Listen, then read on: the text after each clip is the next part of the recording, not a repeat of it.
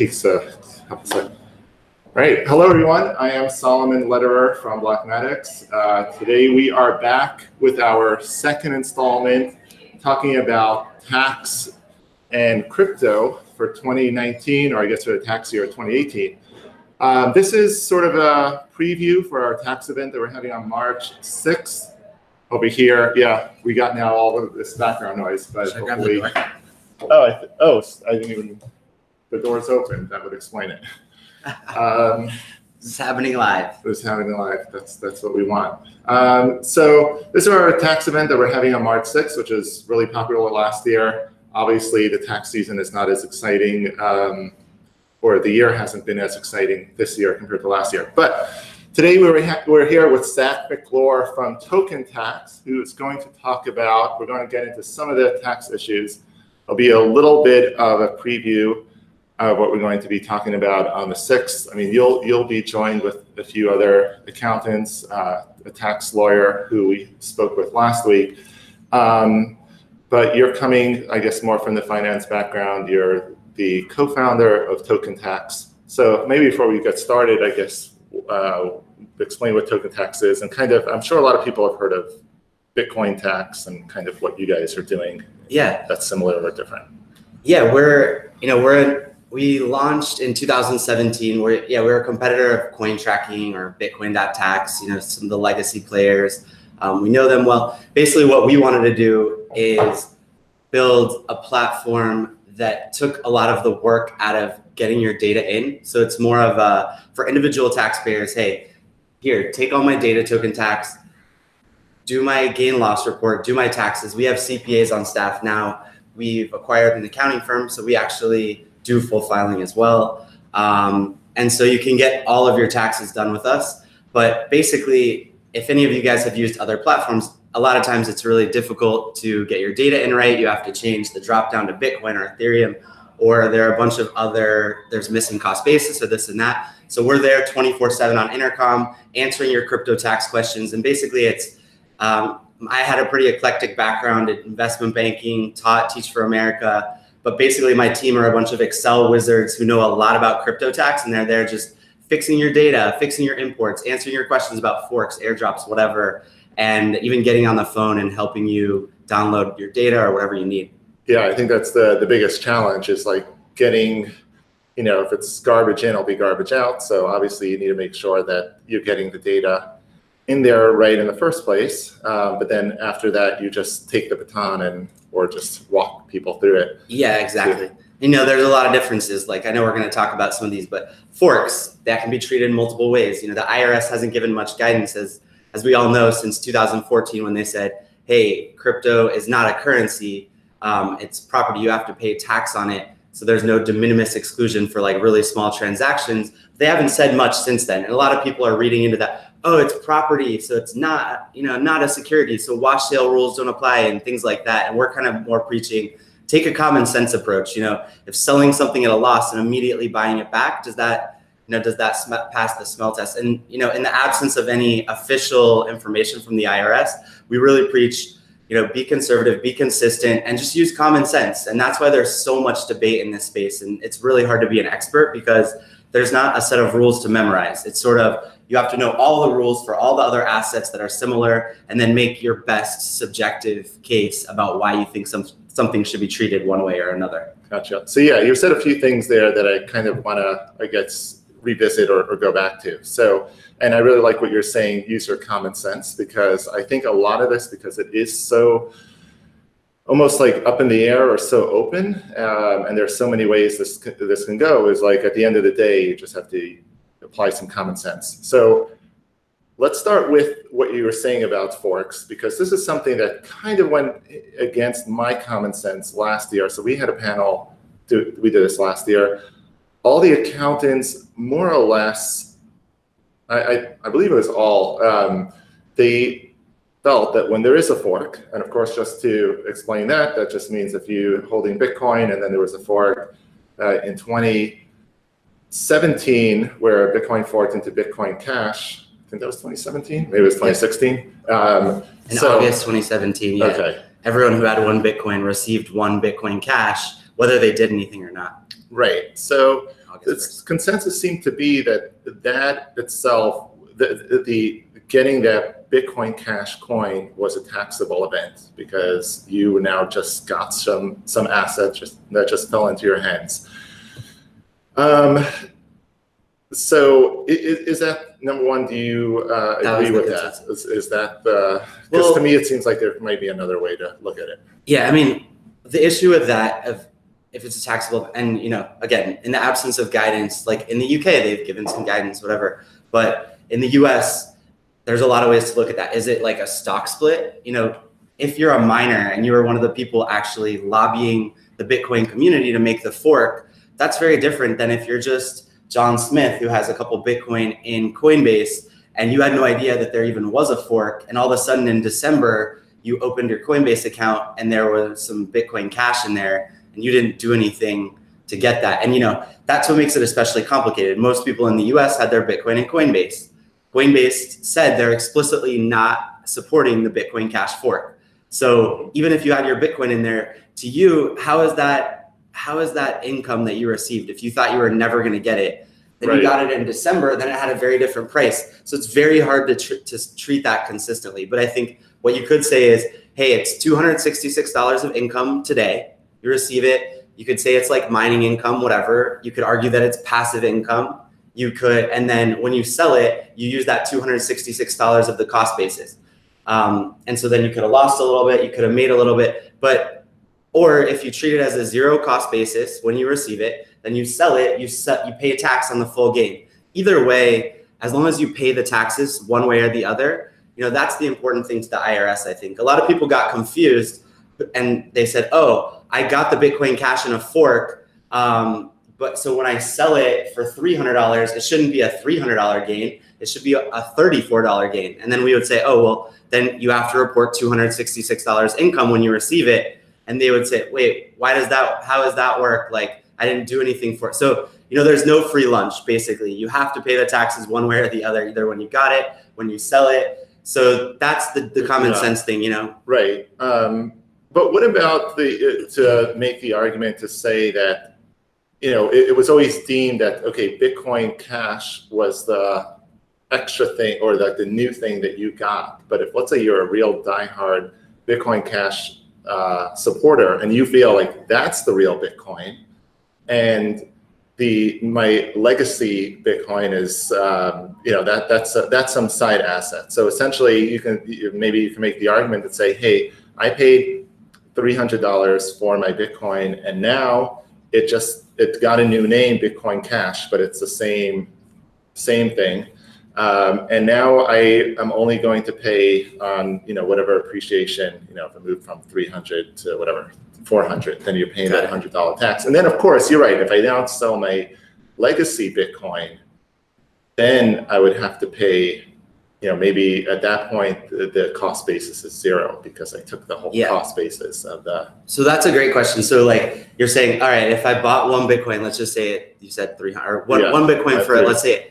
Yeah, for 300 in 2013, whatever. Now the fork happens and you say, well, real Bitcoin, I don't believe in that. Bitcoin Cash is the real thing. So you want to apply your whole cost basis to Bitcoin Cash. So that you couldn't do because they actually do both have market values at that time. So if you wanted to split the cost basis, you could do some type of a formula and say, all right, well, Bitcoin on this day is worth about $3,000 or $2,700, and Bitcoin Cash is worth $288. So let's do a ratio of the market values and say 89% of the cost basis goes to Bitcoin, 11% goes to Bitcoin Cash. You couldn't just like arbitrarily do it however you wanted. But if you had, a justifiable market value ratio, you could do that. In fact, that's what the UK actually wants people to do.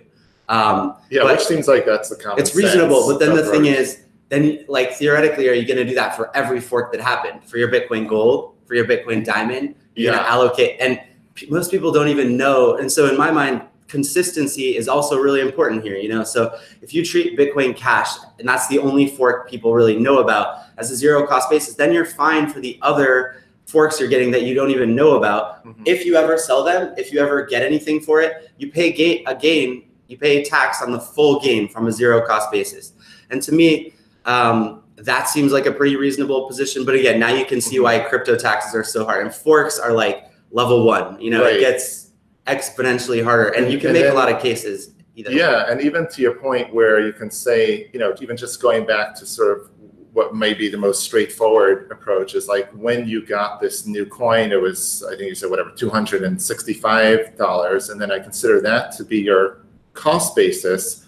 But let's say, yeah, that was the day of the fork, but either I didn't know about it until months later. I didn't have access to it. A lot of people, let's say they have coins, let's say Coinbase, right? So you very often they didn't actually give people the or access to the tokens until much later.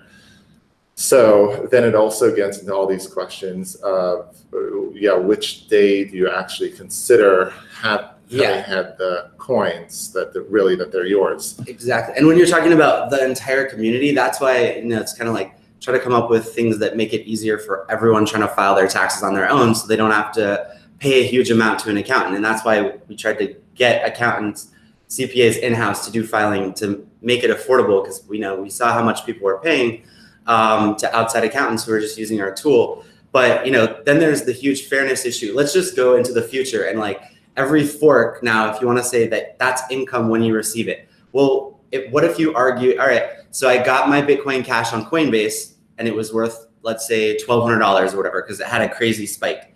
Then the person never sold that Bitcoin Cash. What's it worth today? You know, it's lost a ton of value. So they're going to pay tax on that $1,200. And then now let's say Bitcoin Cash goes to 50 or whatever, and then they sell it. That capital loss actually wouldn't cancel out the income because of the way it works. It's a different part of the tax return. Oh my God. Yeah, so explain that, please. You know, basically, for example, this is why casualty losses as well. Now, if you, let's say you're trading crypto, you put in 10K, turn it into 100K. So you've made 90K in short-term gains. You're trading, you're doing great. Now you get hacked and all your crypto gets stolen. So basically with the new tax, the changes in 2018 to offset like the corporate tax cut, the corporate rate tax cut, to cut taxes, you have to find balance somewhere else. And so basically the new tax bill had to be net zero. So one of the things they took away is casualty losses for individuals. So now if you made that 90K trading, that's a capital gain, but your 100K loss is a capital loss. So, I mean, sorry, is a casualty loss. So that is no longer allowable for an individual taxpayer. And so that's why we've had a lot of clients who want to set up LLCs for their trading. So then if something like that happens, they can opt to be taxed as a corporation, like a corporation. So then their gains can be offset by that casualty loss, and at least they don't owe any taxes. You know, if you did that, if you made 90K, then you got hacked, you literally have zero money now, but you owe the IRS 40K for your taxes. So there's a lot of crazy things where, yeah. And are you saying the scenario also where it, let's say, drops in price so much, right? So the Bitcoin Cash, whatever at the time, or whatever it was, maybe the time you got it was $1,200, and now the time you're selling it, I don't know what it is now, let's say $100. Are you saying that is considered like a casualty loss? It's like, let's say you have your mining business and you're mining Ethereum, whatever, back when it was $700 each. Whenever you get that Ethereum, it counts as income, and you're paying income tax on it. Now you sell it, let's say you have a huge capital loss, that's a different part of the tax return, and it actually doesn't offset your income, you know. Gosh, right. And I realized, by the way, I did misspeak before when I was saying that all the mining accountants, right. When I said that everyone, all the other accountants that we had before, they said that that's considered a gain immediately.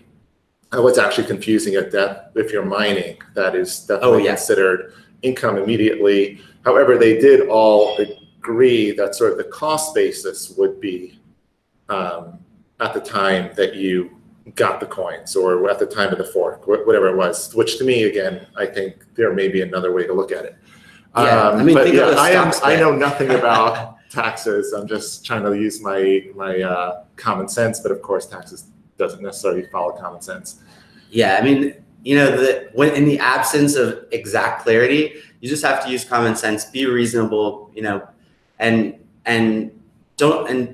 you know, if it seems too good to be true, it probably is, basically. But definitely talk to a tax professional. And you know, a lot of people filed like kind in 2017, and in their mind, filing like kind meant, oh, I traded crypto to crypto, so I'm just going to defer my gains and not say anything on my tax return. And that's not how it works. You have to declare that you're claiming a like kind on a special tax form, 8832. So, this is a very common misconception that could be very damaging to people. A like kind doesn't mean you're just not going to report anything. It's a different form. Instead of reporting a capital gain, you're reporting a deferred gain. So all those who didn't do that last year, you messed up, but you don't have to amend your return, get ahead of it. Yeah.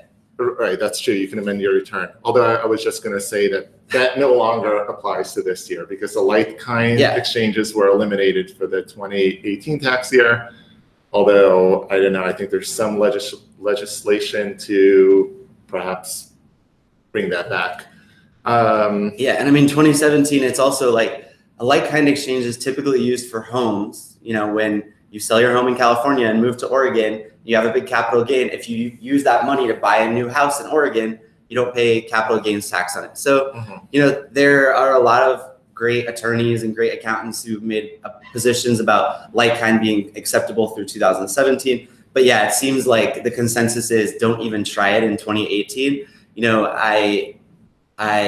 It's tough to say. I wish the IRS and I wish just some concrete rules would make everyone's life so much easier. But I know that I hope they're working on it. And we last year we had an article published on CoinDesk on tax day that was kind of like our attempt at some common sense tax rules, like let's treat crypto as a new asset class.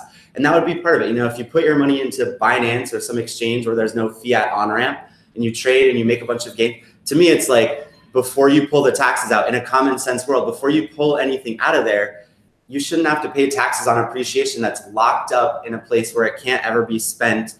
As soon as you withdraw it, then maybe, then it's a debatable, that you would owe taxes on it. But while it's locked up in an exchange and you're just trading it for other crypto, and I hope they look at stuff like that, and I hope they consult with industry, and I think they will. So we're involved, trying to be involved in the conversation there. Oh, that's awesome that you're involved with that too. Yeah, that actually opens up a whole bunch of other questions, which if we have time for, I want to get to. But just to sort of go back a little bit in terms of something akin to Forex, where you have a lot of airdrops or token drops. So you're just, you're holding your Ethereum and then you just open your account one day and, you lo and behold, you have some XYZ coin, the token is sitting in there as well.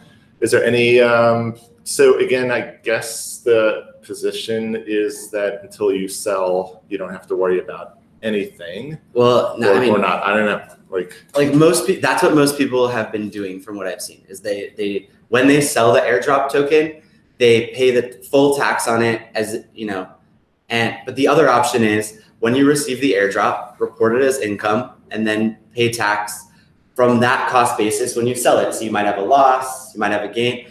But then, there's so many airdrops and it's really hard to keep track of it. And, the question is also, is it material? If you got a 40-cent airdrop, are you going to file a Schedule C on your tax return and report that as self-employment income? And, it's a really tough question. And basically I talk to a tax professional and think about the materiality, think about the common sense of it. But, at the end of the day, if you're paying your fair share of taxes, you shouldn't have to worry about it. One way or the other, pay the part of the tax on you that you owe, and you won't have to be stressed. I think a lot of people are so worried about it, but if you just do things the right way, talk to an expert, get help, and then you don't have to be stressed, basically. Yeah, if the experts all agree, I guess it depends which expert you talk to. True, but at least if you've talked to an expert, you've done your best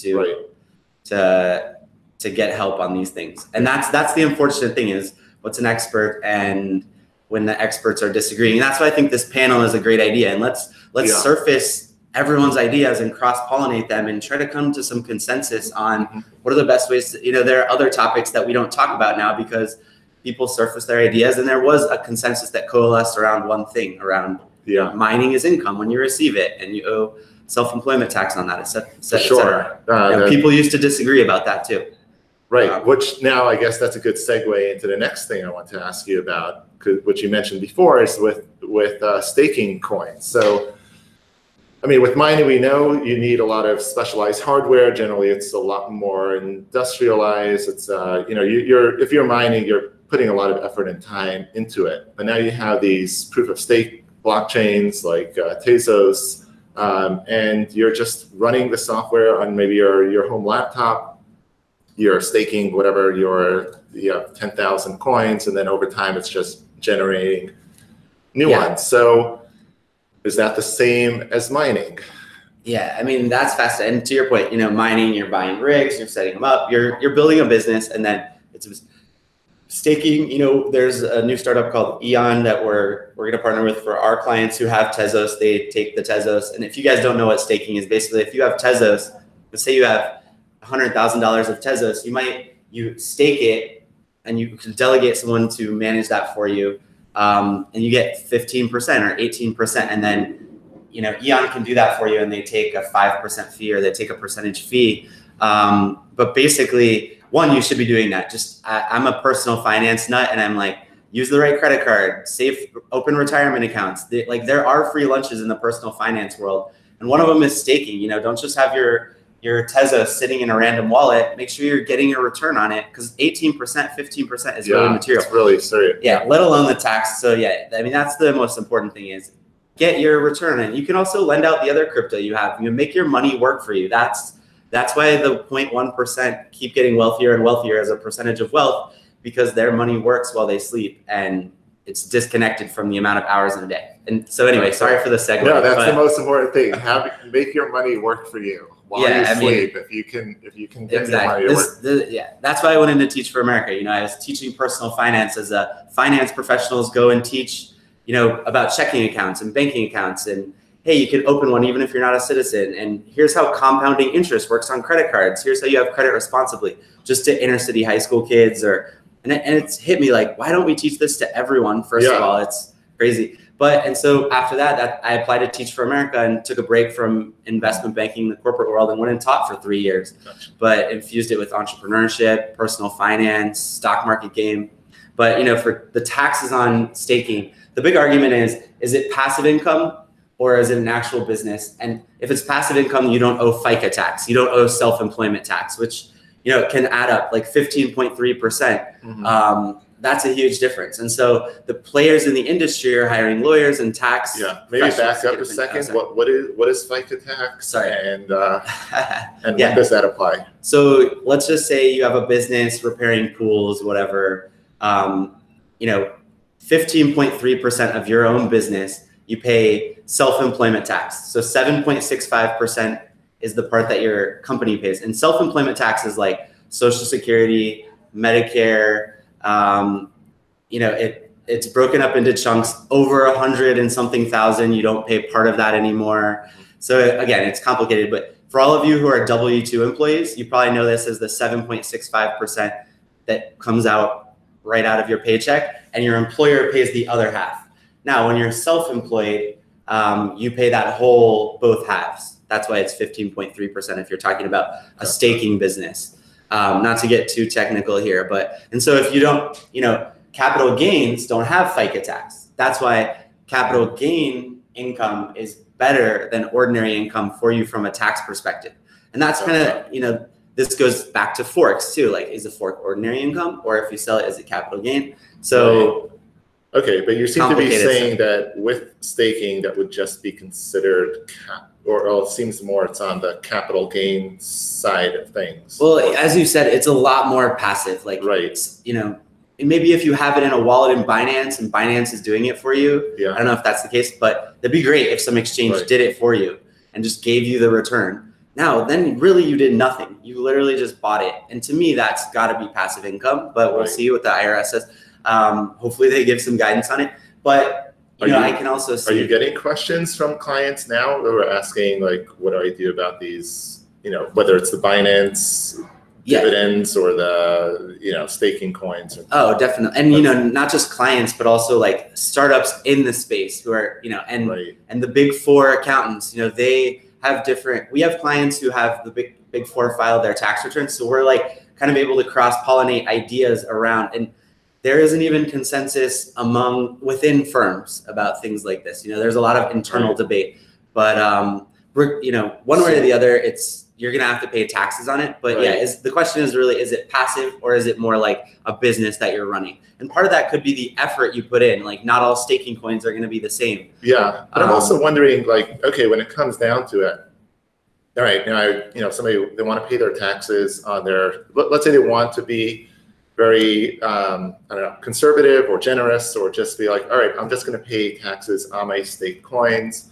And let's say going with Tezos still as the example.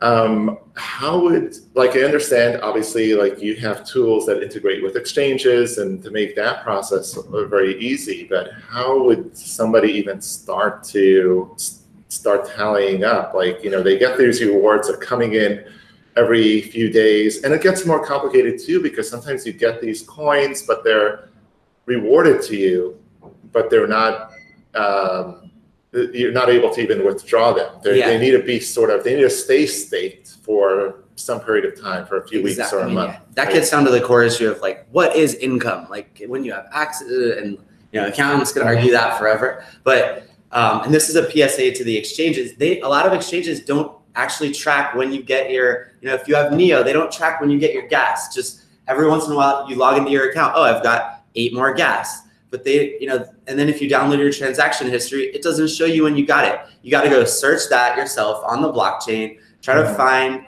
when it was deposited into your wallet, look up your wallet. I mean, it's, you know, if you want to do this on your own, in Excel, and then you need to look up the US dollar price when you received it, if you can figure that out. So basically, that's why we built a software with the pricing database, like upload all your data. We have all the prices in USD. We just, I realized like you need to be an accountant and an Excel wizard and really good at this just to use the other tools that were out there, or to let alone do it yourself. You know, the people filing their taxes themselves in Excel, I mean, more power to them, but it's just going to get harder as we see. Like, because I would imagine, like, are you also just looking at more, you know, starting to develop more tools and more things to everything that we can automate to make this as easy as possible. And when we talk to exchanges and, you know, our tax lot tracking, you know, what makes us unique is like we let you track all your tax lots, and we take into account your long-term capital gain rate and your short-term capital gain rate. So we'd say, all right, Solomon, you live in New York City. If you're going to sell Ethereum right now, you're thinking about doing it, you can track your tax lots in our system in real time. And we'd be like, okay, these 6 Ethereum you've held for over a year, you know, they're all sitting here in your wallet. These 4 Ethereum you bought more recently, and you can actually see what the tax liability would be on if you sold 3 of them, 5 of them. But with our tax lot tracking, we'd be like, oh, well, since you're in New York City, that $1,000 long-term gain is way better on the long-term ETH, is way better than a $500 short-term gain if you're just going to sell 3 ETH. But hey, if you're in Texas where the tax rates are different, maybe that person should actually sell the short-term ETH. And so we customize that for every single user. You just answer a few questions. And I think that's really cool. I didn't realize that you even have, it's almost like a look ahead, like you're telling people what would happen if they were to sell. Yes, exactly. It's for real-time tracking, you know, and for hedge funds, especially like savvy investors. Like when I trade my own stocks, if I've been buying Google shares and reinvesting the dividends over years and years, and I go to sell 50 of those shares or 5 of those shares, the brokerage, it lets you pick which tax lots to sell. Crypto exchanges don't do that, so you need to do it on your own. You need to track your own tax lots, and that's why, you know, we have TokenTax, and a lot of people are doing this for themselves in Excel, and that's why we wanted to build a tool to let them do it, because, you know, it's just so valuable. Like it pays for itself so many times. Were you doing it in Excel before you basically started TokenTax? You know, we built we built the algorithm for tax lot tracking in Excel first, and then my co-founder Alex and I coded it into TokenTax, into the app. Gotcha. So, amazing. So yeah, you were kind of suffering on your own, and you figured you're going to build a tool to solve your problems. That's how I got into this in the first place. You know, I'd been investing in crypto for a while, but a lot of people knew, oh, Zach, I know you're like a tax wizard and personal finance stuff. Help me look at my stocks. Help me figure out what I should do, because I made a lot of money investing in crypto. Can you help me? And I realized, you know, this is fun. It's an awesome puzzle, but I'm helping people that made a lot of money just save a little bit of it. And I'd love to democratize access to these tools, you know, for $200, for $20, like, we wish we could lower the prices even lower, but we have accountants checking all the uploads and making sure your data is incorrectly and answering your questions. So got to pay the team. But I mean, it's way better than paying, or having a private wealth manager or an accountant who's on staff for your family office. Right now, this is what really wealthy people have, someone doing all this for them. Right. And we're trying to give tools. Same with tax loss harvesting. We have a dashboard where it does a lot of the bifurcating of your tax lots for you and shows you exactly how much you hold each of your tax lots, what the cost basis is, how many you can sell at a loss, how many you could sell at a gain. Oh man, I wish we had more time because I would have loved to get into that area of tax loss harvesting. Yeah. But I think we are pretty much out of time. This was just a bit of an intro. Actually, I will ask you one last question, which maybe is a little bit of a thought experiment, which maybe you can answer at the time of the event. With regard to staking, can someone make the argument and say, wait a second, this is not a gain at all because it's really the supply of these coins are now increasing. So maybe they're all being worth, it's almost like you can say like a stock split as well, right? Because it's like the overall market cap, you can make the argument should stay the same.